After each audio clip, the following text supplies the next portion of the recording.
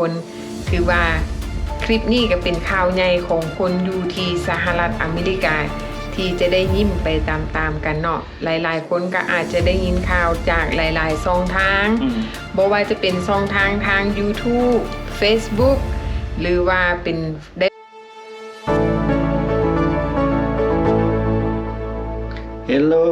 Hello สบายดีทุกคนสบายดีแม่บ้านสบายดีไอ้อุ่นสบายดี FC ทั้งภายในและต่างประเทศเนาะมื้อนี้ก็มาพบกับพวกเราอีกแล้วเนาะแต่ว่ามื้อนี้เขาก็มีคลิปดีๆมาฝากทุกคนถือว่าคลิปนี้ก็เป็นข่าวใหญ่ของคนอยู่ที่สหรัฐอเมริกาที่จะได้ยิ้มไปตามๆกันเนาะหลายๆคนก็อาจจะได้ยินข่าวจากหลายๆช่องทางบ่ว่าจะเป็นช่องทาง YouTube Facebookหรือว่าเป็นได้ฟังข่าวเนาะพี่น้องที่เพิ่นออกมาในสังคมออนไลน์ต่างๆก็คือว่าพอตู้ทรัมป์เนาะเรามีแผนที่จะแจกเงินให้แก่ประชาชนอเมริกาของพวกเขาเองนั่นเนาะพี่น้องเนาะอันนี้ก็เป็นข่าวหนึ่งที่เพิ่นมีแผนจะแจกเงินระหว่าง1,100 หา 2,000 ดอลลาร์เนาะพี่น้องอันนี้ก็เป็นอีกข่าวหนึ่งข่าวดี We're not highly levered anymore. Now, with that being said, we'll pay back debt, but we also might make a distribution to the people, almost like a dividend to the people of America. How much are you thinking for that, sir? Well, we're thinking maybe $1,000 to $2,000. Be great. Another way that you แต่ว่าอันนี้มันเป็นแผนการที่จะแจกแต่ว่าเฮาบ่ฮู้ว่าจะได้แท้หรือบ่ได้เพราะว่าที่ผ่านมานั่นก็ว่าจะแจกไปหลายรอบแล้วแต่ว่ายังบ่เกิดจักเทื่อแต่ว่ามาปัจจุบันนี้แผนของเพิ่นว่าจะแจกเนื่องจากว่าเพิ่นได้ขึ้นกำแพงภาษีจากหลายๆประเทศที่เฮาได้ยินข่าวนั่นเนาะมาแล้วบัดนี้เงินที่ได้มานั่นเพิ่นก็เลยอยากแบ่งปันให้แก่ประชาชนที่อยู่สหรัฐอเมริกาเพื่อกระตุ้นเศรษฐกิจของสหรัฐอเมริกาเพื่อจะให้ประชาชนได้มีเงินออกไปจับจ่ายใช้สอยในการกระตุ้นเศรษฐกิจเพื่อให้มันมีการเน่งติงกันหลายขึ้นเพราะว่าณปัจจุบันนี้ประชาชนอเมริกาเนี่ยก็ได้พบกับปัญหาหนึ่งภัยวางงานปัญหาที่สินค้าราคาแพงขึ้นปัญหาที่ค่าแท็กก็แพงขึ้นภาษีบ้านก็แพงขึ้นทุกสิ่งทุกอย่างนะว่ารวมแล้วทุกสิ่งทุกอย่างค่าครองชีพก็แพงขึ้นเนาะแล้วก็มีการหยุดจ้างงานบ่ว่าจะเป็นทางภาครัฐหรือทางภาคเอกชนการจ้างงานก็ถือว่ามีการลดน้อยถอยลงแล้วอีกอย่างนึงผลกระทบจากคือเขาเห็นข่าวเนาะเจ้าหน้าที่ก็ได้มีการกวดเข้มงวดจับคนที่เข้ามาเฮ็ดเวียกอยู่สหรัฐอเมริกาผู้ที่เข้ามาแบบผิดกฎหมายแล้วผลกระทบก็คือคนที่เข้ามาแบบผิดกฎหมายแล้วบ่มีบัตรเนาะเขาเจ้าก็จับกุมคุ้มขังแล้วก็ส่งกลับบ้านแล้วคนที่มาอยู่แล้วมาอยู่สหรัฐอเมริกาแล้วมีแต่ work permit ก็คือใบอนุญาตเฮ็ดเวียกณปัจจุบันใบขออนุญาตเฮ็ดเวียก work permit นั่นของบางคนเนาะอันนี้เว้าเฉพาะบางคนบางจำพวกที่ work permit เบิดอายุณตอนนี้เขาเจ้ายังบ่ต่อให้ได้กลับบ้านได้แบบนี้อันนี้ก็ยังบ่ฮู้เพราะว่าคนที่กันillegal ว่าซั่นซะหรือว่าคนลาวเฮาที่ถูกยึดบัตรเขียวเนาะก็คือคนที่แบบว่าบางคนที่มีสื่อถูกส่งกลับเมืองยังประเทศลาวแต่ว่าช่วงรอท่านี้มีแต่ work permit บางคน work permit เบิดอายุแล้วแม่นอยู่ในช่วงรอท่าที่เจ้าหน้าที่เขาเจ้าว่าเขาเจ้าจะ extension ให้บ่หรือว่าเขาเจ้าจะต่ออายุในบัตรเฮ็ดเวียกให้บ่อันนี้ยังบ่ได้คำตอบบางคนก็ยังอยู่ในช่วงรอท่าเพราะว่ามีคนใกล้ตัวของแม่บ้านเนาะช่วงนี้เราก็บ่ได้ไปเฮ็ดเวียกเพราะว่าบัตรwork permit บัตรอนุญาตเฮ็ดเวียกของเราเบิดกำหนดแต่ว่าอยู่ในช่วงรอท่าเจ้าหน้าที่เขาเจ้าจะออกให้หรือบ่นั่นยังบ่ฮู้แล้วอีกอย่างนึงช่วงนี้แม่น government shutdown เนาะรัฐบาลหยุดการ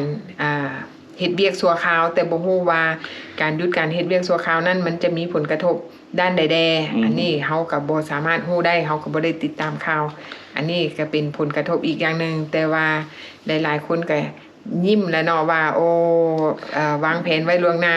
ถ้าหากว่าได้เงินระหว่าง1,000 2,000นี่เฮาสิวางแผนเฮ็ดหยังเนาะเฮาก็สิมาถามอุนนี้เท็กซัสแล้วคันสมมุติว่าฝันเป็นจริงเนาะแม่นที่พอตู้ทรัมป์เราแจกเงินโอเคคันได้วุนได้ 2,000 สิเอาไปเฮ็ดหยังสำหรับตัวเขาเองเนาะเขาก็มีแผนการได้เขาจะได้ไปซอยeconomy เพราะว่าเขาจะไปซื้อเครื่องอุปกรณ์มาอัปเดตที่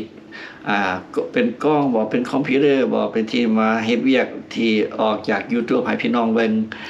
เขาจะให้มันสิดีขึ้นกว่าเก่าหั่นนะปรับปรุงขึ้นอันนี้เงินจำพวกนี้หาสิไปซื้อเครื่องจำพวกนี้เบิดมาลงทุนให้ตัวเองว่าซั่นๆแม่นให้พี่น้องให้น้องเบิ่งแบ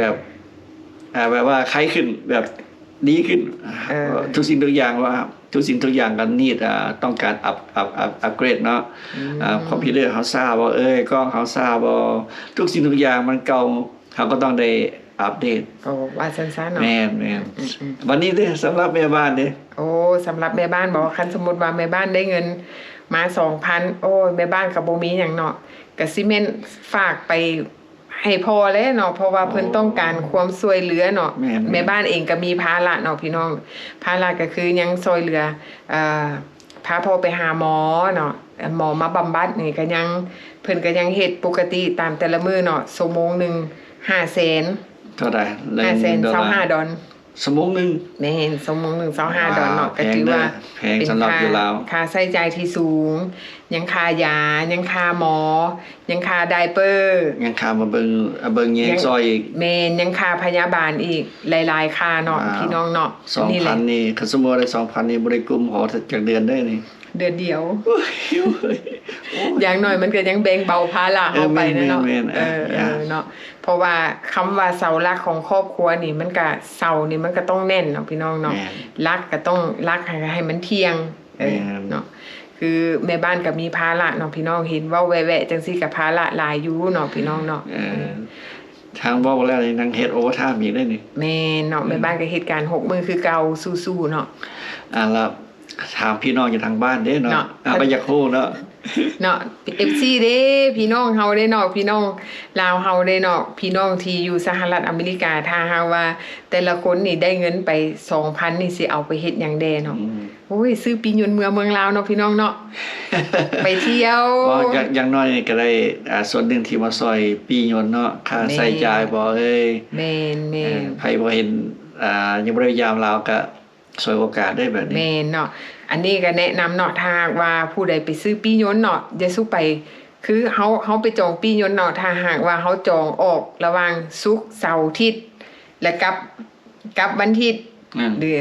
กลับมาเฮาไปซื้อปีตอนวีคเอนด์นี่นะราคาปีจะสูงขึ้นถ้าหากว่าเฮาเลือกมื้อเอาไปมื้อธรรมดาวันคารพุธพฤหัสราคาปียนต์ก็จะถูกแล้วก็ไปตามช่วงตามเดือนคือ2คนเฮาไปเนาะถูกช่วงเฮาไปตอนเดือน8โอเคเฮาไปตอนเดือน8นี่ปียนต์ก็ระหว่างเท่าไหร่ $1,150 เนาะแล้วก็ได้ขี่สายการบินเกาหลีอีกปียนต์ไปกลับก็ถือว่าเฮาโชคดีได้ปีราคาถูกเนาะแล้วก็ได้ขี่แอร์ไลน์ดีแม่นอาจจะไปดีเลย์ไป connection flight อาจจะหลายชั่วโมงนิดนึงก็บ่เป็นหยังแม่นก็ใช้เวลาที่ไปย่างพักผ่อนย่างเดินอยู่ในตามเดินยนต์แม่นก็ถือว่าเฮาไปเที่ยวเนาะคือเฮาไปเลย์โอเวอร์อยู่ประเทศไทยใช้เวลาระหว่าง10ชั่วโมง10ชั่วโมงนั่นก็ถือว่าให้เฮาถือว่าเฮาไปเที่ยวเฮาพักผ่อนประสบการณ์ชีวิตเนาะเฮาท่องเที่ยวหาประสบการณ์แล้วอีกอย่างนึงเฮาไปท่าอยู่เมืองไทย10ชั่วโมงเวลาเฮาเช็คอินออกจากสหรัฐอเมริกาเฮาขี่สายการบินเกาหลีเขาเจ้าบ่สามารถเช็คกระเป๋าตรู่ไปฮอดประเทศลาวได้กระเป๋าเฮานั่นสามารถเช็คฮอดแต่บางกอกประเทศไทยเนื่องจากว่าเฮาเลย์โอเวอร์10ชั่วโมงมันดนเกินไปเพราะฉะนั้นเฮาจึงต้องได้ไปเอากระเป๋าออกอยู่ทางประเทศไทยถ้าหากว่าผู้ใดได้ไปเอากระเป๋าออกอยู่ทางประเทศไทยแม่บ้านก็ขอแนะนำว่าอย่าลืมฟิลฟอร์มเนาะฟอร์มค่าเข้าประเทศไทยนั่นเฮาต้องได้เฮ็ดออนไลน์ 3 มื้อล่วงหน้าก่อนออกเดินทางหรือว่าภายใน72ชั่วโมง before departure อันนี้เขาเขียนฟอร์มล่วงหน้าไว้เนาะเขียนเฉพาะแต่ว่าขาเข้าประเทศไทยตอน departure ออกเขาบ่ต้องเขียนเพราะว่าเขาเขียนเข้าไปเวลาเขาไปต่อแถวหา immigration หรือว่าไปหาเจ้าหน้าที่กวดคนเข้าเมืองเพื่อเขาจะไปเอากระเป๋าออกเนาะเขาก็บอกเจ้าหน้าที่ว่าเขาหันมา transit ซื่อๆเขาต้องการเอากระเป๋าออกแล้วเขาก็จะเช็คอินเข้าใหม่โดยที่เขาบ่ต้องเขียนฟอร์มอีกบาทหนึ่งเขียนแต่ตอนเข้าแล้วเจ้าหน้าที่บอกว่าเขียนแต่ตอนขาเข้าแล้วเนาะตอนขาออกบ่ได้เขียนในช่วงนี้อยู่เดินยนต์ไทยครับบ่ได้เสียค่าฟรีแม่เนาะและอีกอย่างหนึ่งทางประเทศไทยเนาะเพิ่นฟรีวีซ่าให้นักท่องเที่ยวก็ถือว่าบ้านเพิ่นเป็นการเปิดกว้างต้อนรับนักท่องเที่ยวเป็นปีต้อนรับนักท่องเที่ยวให้การบริการฟรีวีซ่าไปเลยเนาะพี่น้องสำหรับปีนี้เนาะปีหน้าเฮาก็บ่ฮู้เนาะอาจจะเปลี่ยนถ้าหากว่าผู้ใดไปเลย์โอเวอร์อยู่เมืองไทยดนไปฮอด10ชั่วโมงถ้าหากว่าไผว่าโอ้บ่อยากถ่ายอยู่สนามบินเนาะอยากออกไปเที่ยวอยู่ข้างนอกก็สามารถไปได้แต่ว่าคำแนะนำของแม่บ้านว่าภายใน10ชั่วโมงนั้นเฮาจะต้องได้ไปท่ารถแท็กซี่และกระเป๋าเฮาก็หลายหน่วยยุ่งยากเนาะทางที่ดีก็คือเฮาเลาะลิ่นอยู่ในสนามบินนั่นแหละแม่นเพราะว่าอย่างไฟล์เฮาไปฮอดตอน2:00 นแม่น2:00 นส่วนเฮาสิขึ้นยนต์อีกเนาะก็8:00 นแม่นเนาะก็สามารถไปนอนพักผ่อนอยู่ในเรือนยนต์แม่นอนพักผ่อนอยู่สนามบินเนาะแล้วอีกอย่างหนึ่งถ้าหากว่าผู้ใดต้องการความสะดวกสบายอยู่ในสนามบินเพิ่นก็มีห้องเล่าให้ใครอยากอาบน้ำอาบในเนาะเฮาก็ไปถามห้องเล่าของแต่ละแอร์ไลน์คือสิว่าเฮาขี่ของสายการบินไทยเฮาก็ไปหาแอร์ไลน์เล่าของสายการบินไทยเฮาก็ไปติดต่ออยู่หั่นเพื่อพักผ่อนหลายชั่วโมงอันนี้สำหรับคันเฮาบ่เป็น membership ของเพิ่นเฮาก็ต้องได้เสียเงินแม่นแล้วเนาะบ่ฟรีคันแม่นเฮาเป็น membership เฮาก็เป็น member ก็เสียนอกจาก Go Card นอกจากใช้บัตรคำเนาะพี่น้องเนาะอันนี้แม่นคำแนะนำของเฮาเนาะที่เฮาไปผ่านว่าเฮาประสบพบพ่ออันใดมาแดแต่ว่าทุกคนก็บ่ต้องเป็นห่วงดอกเพราะว่าสมมุติว่าเฮาได้ไปเอากระเป๋าออกอยู่เมืองไทยเนาะสิ่งที่สำคัญก็คือเฮาเขียนฟอร์มออนไลน์ไปซะก่อนมันง่ายเฮาจะไปเขียนอยู่ไปเอาอยู่เดินยนต์ก็ได้แต่ว่ามันสายสิว่าจะได้คนไปต่อแถวน่ะยาวเนาะแล้วอีกอย่างนึงต่อแถวยาวล่ะเฮาสิเกิดความงุดหงิดเพราะว่าเฮาเห็นคนหลายมันก็ได้ท่าดนเพราะฉะนั้นแหละเฮาเตรียมพร้อมก่อนออกจากบ้านดีที่สุดเนาะเวลาไปเฮาเห็นคนหลายคือสิท่าดนแต่ว่าข้อดีของการเขียนฟอร์มค่ะเข้าที่เขาเจ้าเฮ็ดออนไลน์นี่ตามแม่บ้านสังเกตมันมีข้อสะดวกสบายให้แก่ผู้โดยสารเองแล้วก็ความสะดวกต่อเจ้าหน้าที่เองเพราะว่าเวลาเพิ่นตีชื่อเฮาเข้าไปในคอมพิวเตอร์เนาะข้อมูลของเฮาก็มีอยู่ในหันครบคนเป็นพันเนาะเฮาไปท่าภายใน10นาทีนึงแล้วล่ะไวแต่ว่าเป็นหยังถึงแม้เฮาบ่ได้ฟิลฟอร์มออนไลน์เฮาก็ไปฟิลอยู่พุ่นก็ได้แต่ว่าใจเย็นๆแม่นเฮาจังได๋เฮาก็หลายชั่วโมงอยู่แล้วเฮาก็บ่เฮ็ดใจเย็นๆบ่พอฟังคันเฮ็ดบ่ได้ก็สอบคนซอยแม่นแต่ว่าอยากเนาะมันก็ยากที่เฮาจะไปซอกคนซอยอันนี้แม่นเฮาก็เตรียมพร้อมคันสมมุติว่าผู้ใดไปแล้วมีปัญหาเนาะมีปัญหาเกี่ยวกับการเขียนฟอร์มแนะนำว่าไปหาเคาน์เตอร์บอนอินฟอร์เมชันหั่นเฮาไปให้เจ้าหน้าที่อยู่หั่นกับเจ้าซอยเฮาก็ได้แม่นโอเคเนาะพี่น้องอันนี้ก็คลิปดีๆที่เอามาฝากทุกคนเด้อได้เงิน 2,000 ล่ะเขาจึงมาลุ้มกันเนาะพี่น้องเนาะอันนี้ก็เป็นแผนของเพิ่น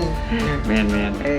เขาก็บ่ฮู้ว่ามันแม่นแท้หรือมันบ่แม่นแต่ว่าก็ดีใจไว้ก่อนแหละนะติดตามไปนำกันเรื่อยๆเนาะโอเคเนาะพบกันใหม่คลิปหน้าสำหรับคลิปนี้ขอลาไปก่อนบ๊ายบาย